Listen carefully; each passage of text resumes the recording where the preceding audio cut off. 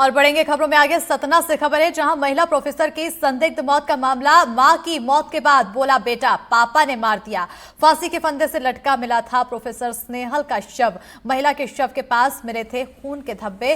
Professor Snehal के परिजनों का ससुराल पक्ष पर आरोप, महिला की हत्या किए जाने का आरोप लगाया है। तो आरोप जिले के शुक्ला बरदाडीह का मामला बताया जा रहा है। जांच फिलहाल इस पूरे मामले में लगातार जारी है।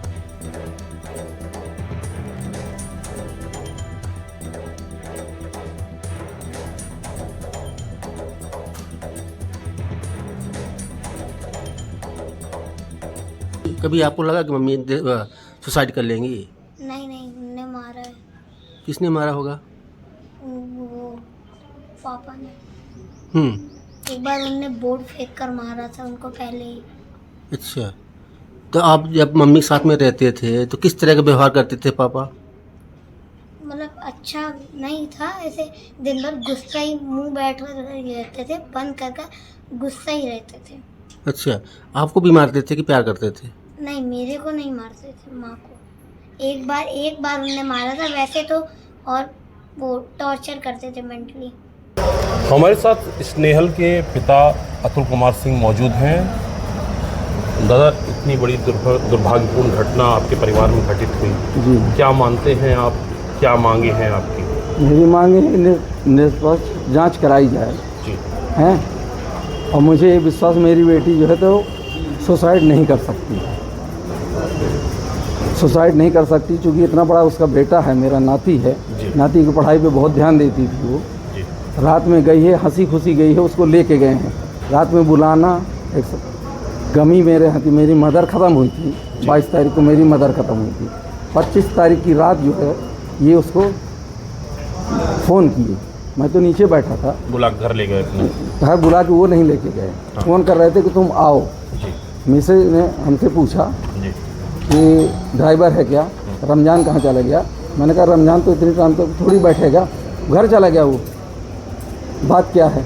बोले वहाँ से बार बार फ़ोन आ रहे हैं कि आ जाइए, मम्मा साहब की तबीयत ज़्यादा ख़राब है, खाना बनाने वाला यहाँ कोई नहीं।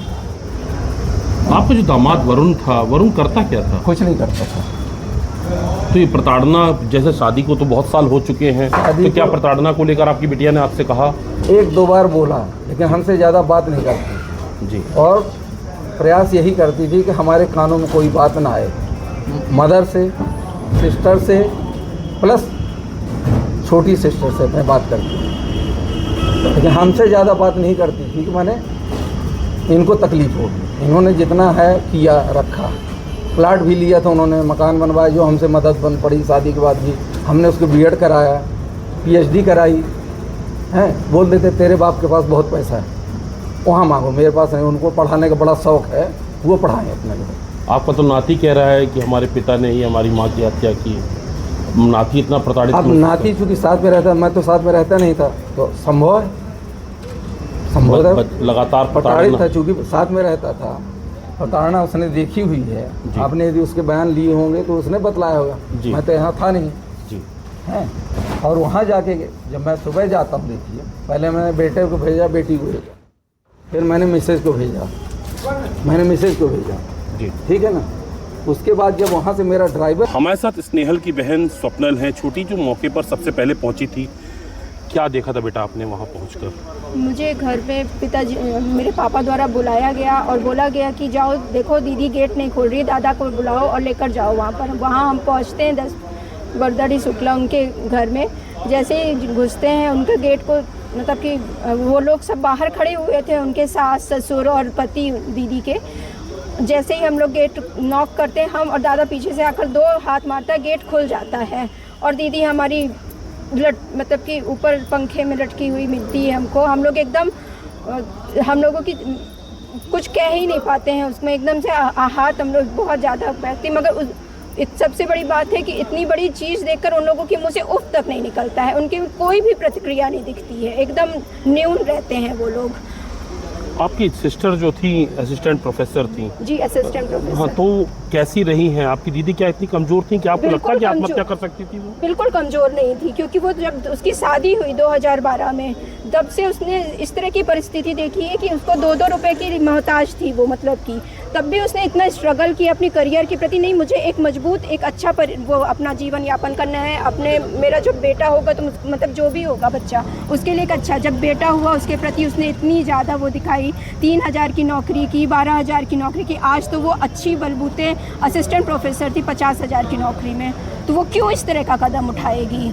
लगातार प्रताड़ना की बातें, कभी अपनी बहन की हमेशा हमसे तो हर 10-5 दिन में हमेशा रात में 12 बजे जब उसका मन ना लगे, जब उसको बहुत ज़्यादा प्रताड़ित किया जाए, जब सुबह 6 बजे तभी वो हमको फ़ोन करके बता देती थी कि शीतू आज ऐसा ऐसा हुआ है, हमारे ऊपर हाथ उठा है, हमको बहुत ज़्यादा प्रताड़ित मेंटली, हमारे माता पिताजी को इस तरह कहा जाता है, गाली दी जाती है।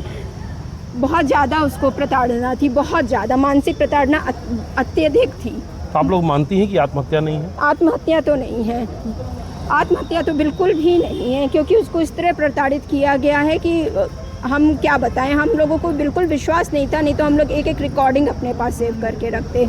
उनके परिवारजनों ने आज तक कोई संपर्क नहीं किया दीदी की डेथ के बाद? आज तक नहीं, बिल्कुल भी कोई संपर्क नहीं, जबकि बच्चा उनका 8 साल का बेटा हम लोगों के साथ है उस दिन से, मगर उन्होंने कोई प्रयास नहीं किया कि वो हम लोगों से फ़ोन में बात करके या भैया से पूछ लें।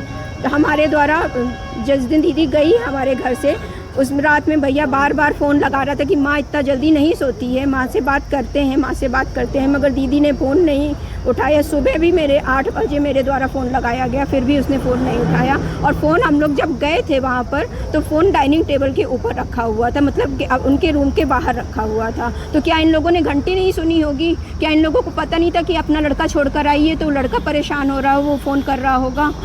उन लोगों को फ़ोन तो रिसीव करना चाहिए था। और इसी के साथ इस बुलेटिन में फिलहाल इतना ही। खबरों के लिए देखते रहिए एनडीटीवी मध्य प्रदेश छत्तीसगढ़।